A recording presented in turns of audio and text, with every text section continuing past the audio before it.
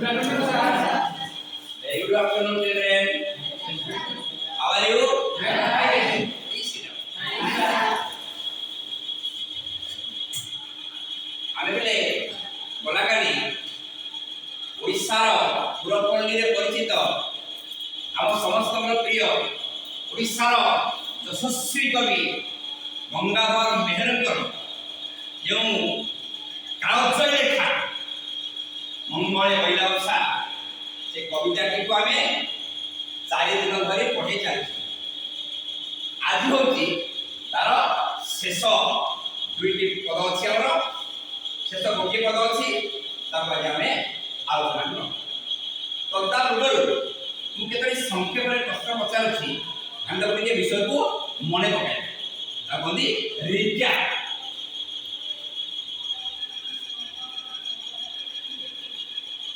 ଏବେ ମଙ୍ଗଳେ ମହିଳା ଓଷା କବିତାରେ ତିମିର ବିଧ୍ୱଂସୀ ବୋଲି କବି କାମ କରିଛନ୍ତି।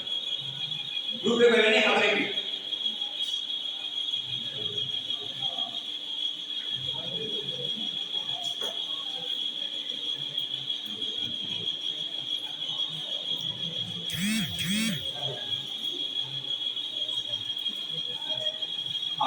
ଧନ୍ୟବାଦ। ଉଷା ଦେବୀଙ୍କୁ ଗଙ୍ଗାଧର ମେହେର ଠାରେ ତିମିର ବିଧ୍ୱଂସୀ ବୋଲି କହିଛନ୍ତି। ଅର୍ଥାତ୍ ମା ସୀତା ଦେବୀ ଉଷା ଦେବୀଙ୍କୁ ପ୍ରଶଂସା କରିବାକୁ ଯାଏ କହିଛନ୍ତି, ହେ ମାତେ, ହେ ଦେବୀ, ତୁମେ ହେଉଛ ତିମିର ବିଧ୍ୱଂସୀ।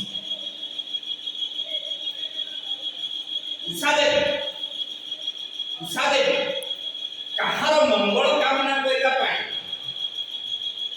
ଉଷା ଦେବୀ କାହାର ମଙ୍ଗଳ କାମନା କରୁଛନ୍ତି? ସୀତା ଦେବୀଙ୍କ ଅନୁରୋଧ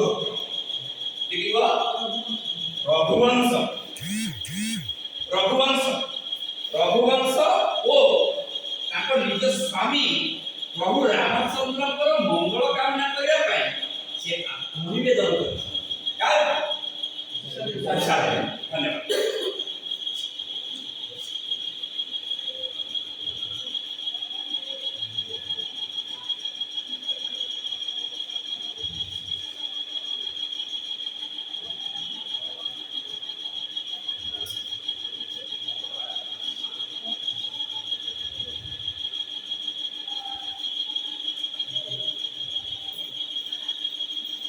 ଏବେ ଗୋଟେ କରନ୍ତୁ ହେଲା, ଦେଖ ରେଡି,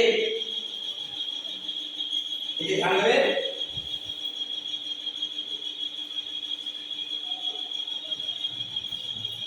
অমৃত মধুর স্বরে হাসিলা ঋত স্বরে পাগল মানসরে নথিলা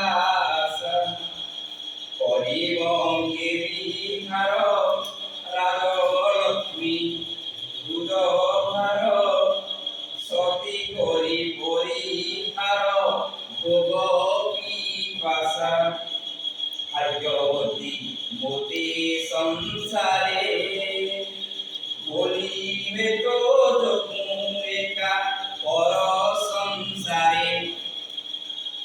এই পদটি বেলে অতি তাৎপর্যপূর্ণ, অত্যন্ত গুরুত্বপূর্ণ। এই কবিতার এই হচ্ছে শেষ। গলাকালি আমি কହୁଥିଲେ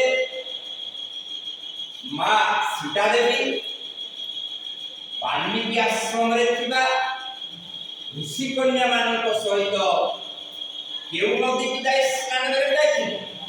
ତମସା ନଦୀକୁ ସ୍ନାନ କରିବାକୁ ଯାଇଥିଲେ।